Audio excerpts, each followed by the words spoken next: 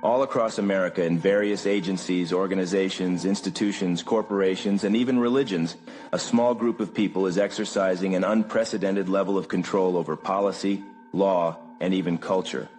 This small group of people, along with their hundreds, if not thousands of NGOs, think tanks, focus groups, advocacy groups, and nonprofits generate and receive billions of dollars in U.S. funding every year. The funding provided to this group is largely borrowed from banks which are controlled by this group and have been apportioned by so-called elected officials and permanent government bureaucracies that are extremely disproportionately made up of people who, you guessed it, are people that are a part of this group because this group only hires, admits, and accepts their own as members of these bureaucracies or so-called elected officials. This group has the audacity to be working with policymakers in every state to pass laws that limit your ability to speak freely, especially about this group. You are even seeing an advertisement made by them right now bragging about how they have all of these resources and are implementing these policies in such a way that you may not challenge them under law because these rules aren't laws. In fact, these rules are antithetical to the foundational law of the land, the freedom of speech.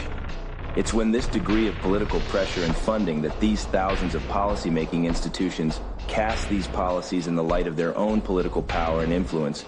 Corporations and institutions will simply adopt these policies and enact them as though they were laws, regardless of legality, or else they will no longer be a part of the group which has the influence to set the policies.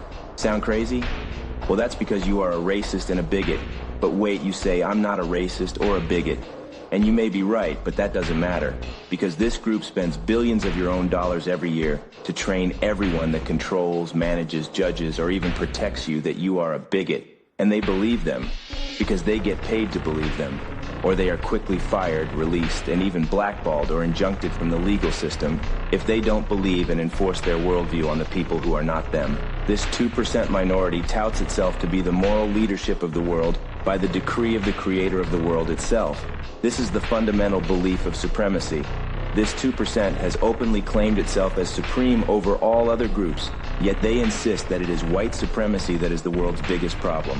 Whites make up a very slim majority of this country, but not for long, because those thousands of NGOs and the massive political apparatus controlled by that 2% minority have put the full power of their Leviathan behind opening our borders and accepting all who cross into our country illegally. It is an effort to remove the numerical majority of whites in their own country so that the illusion of self-governance can begin to reflect non-white interests and advantages for non-whites, which they will, then and always have, deem fair, even though those interests and advantages are astoundingly anti-white. How the fuck is a 2% minority allowed to amass such power and influence, you ask? Well, that's simple. Stop fucking asking, bigot.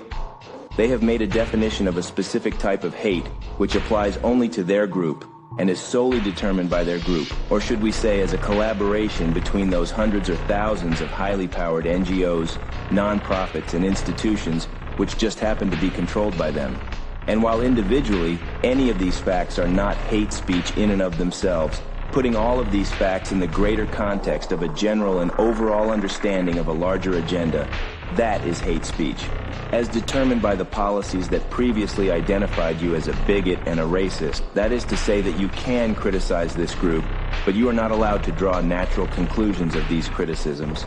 Why?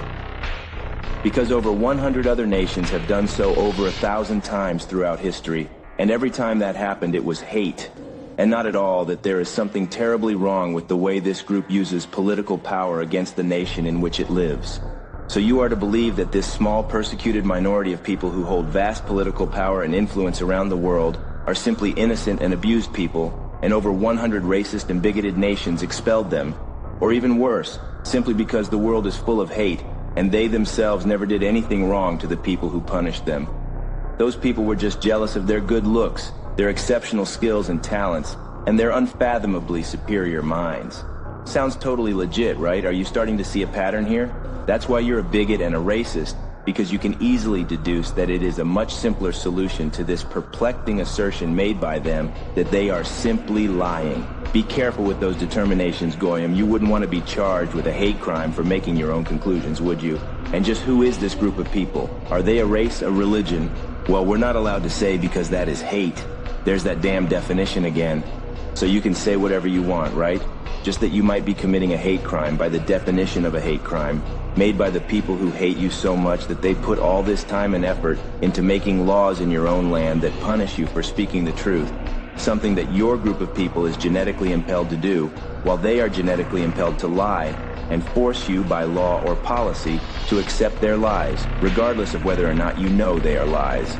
And don't you dare be a bigot by making up your own conclusions, even though those were a natural product of your assessment of many perfectly legal individual facts. When people who get paid massive amounts of money to identify hate and rally all of their power and alliances with other groups who have been taught that it was you who oppressed them, and not this 2% minority who freely identifies as your group when convenient. And while your group hasn't held any political power in well over 100 years, then what good is the truth to people who never cared about truth to begin with? What good is truth to the people who have used lies to amass all of the power in the world? It's the only thing that can set your people free. Yeah! And let's expose these Jewish lies. It's the only thing that can free your people from their bondage. The show starts now. Right now.